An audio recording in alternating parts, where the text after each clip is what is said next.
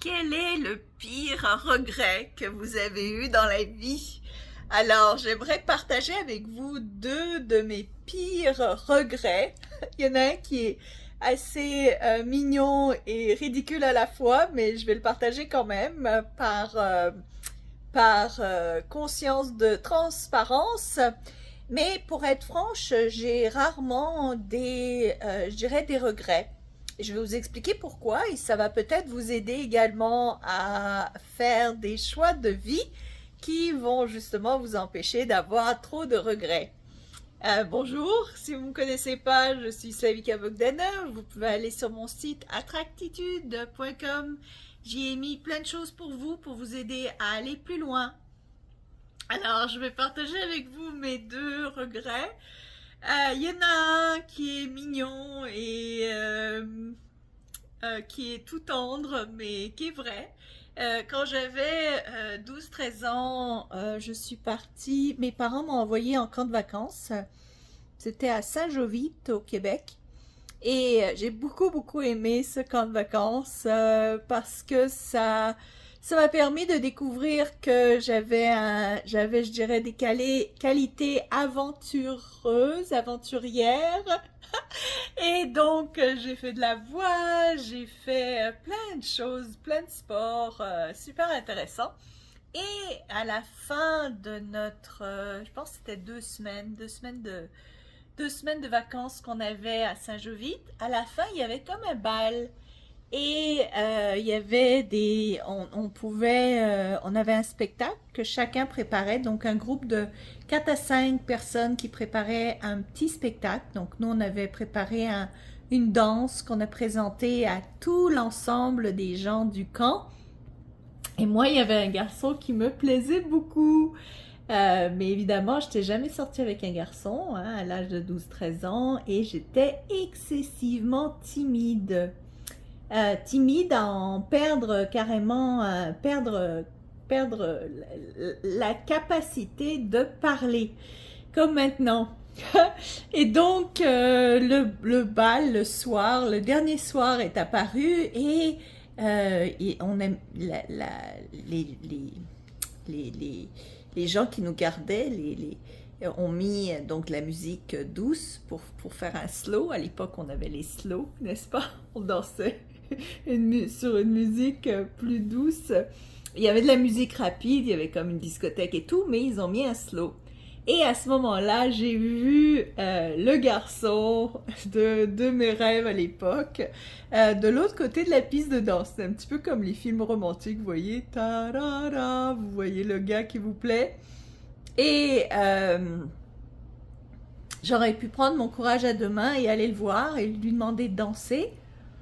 Bien que avant ça, j'avais eu une grosse déception parce que on m'avait en fait fait beaucoup d'harcèlement à l'école par rapport à mon âge, mon innocence et ma façon d'agir. Et donc, j'étais vraiment, en plus de ça, en plus d'être timide, j'avais eu un mini trauma. Je rigole parce que je pense que c'est des excuses qu'on fait quand on regrette quelque chose. Bref, le garçon, je l'ai vu qui me regardait et moi je le regardais de l'autre côté de la piste de danse et il y avait la musique qui jouait, on voulait pas que la musique s'arrête avant de danser ensemble. Bref, je l'ai jamais abordé, je l'ai jamais approché. Et voilà, on n'a jamais dansé ensemble. Le pire qui aurait se produit, c'est que je trébuche, c'est que j'arrive pas à parler, c'est qu'ils me disent non, hein, ça aurait été le pire, qu'ils me disent non, j'ai pas envie. Et puis ça aurait fini là, mais au moins j'aurais été le voir. Mais je regrette. Ça, c'est un des regrets. Le deuxième regret, qui est beaucoup plus catastrophique, c'est en 1996, j'ai déménagé à Paris. J'ai habité à Paris pendant 3 ans. Et j'étais engagée au groupe Hachette Philippaki. Mais avant ça, je cherchais désespérément un travail, un emploi, et je m'étais donné 4 mois. J'ai dit, au bout de 4 mois, je dois vraiment décrocher un emploi parce que je peux pas vivre comme ça sans argent. Et juste avant les 4 mois, j'ai eu une entrevue avec une compagnie Internet. Mais à l'époque, je ne sais pas si pour ceux qui étaient là en 96, eh bien, l'Internet était assez balbutiement. En fait, en France, il y avait le Minitel. Personne n'était ouvert à l'Internet. Moi, j'étais beaucoup plus en avance. J'étais déjà en train de faire du coding de sites web et j'étais déjà dans cet esprit-là. Et donc, j'étais déjà aventurière dans ma curiosité d'apprendre sur l'Internet, sur les sites web, etc. Mais c'était vraiment au tout début, hein. Et, euh, et donc, j'ai eu un entretien d'embauche pour une compagnie d'Internet et on m'a engagée. Et donc, on nous a tous regroupés dans une salle. Tous ceux qui étaient engagés, c'était une compagnie qui grandissait rapidement. Elle avait besoin de beaucoup d'employés. Et donc, on était plusieurs à être engagés en même temps. Et dans le speech que la compagnie a fait, les dirigeants qui étaient là sur place nous ont dit, nous ont expliqué c'était quoi la compagnie, c'était quoi son ambition, où on allait se rendre, etc.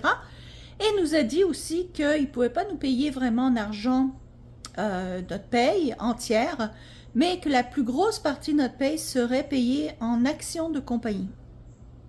Moi, à l'époque, j'avais besoin d'argent. Et donc, des actions de compagnie, c'est bien beau, là, mais c'est pas ça qui va remplir mon frigo. Et donc, j'ai refusé l'emploi.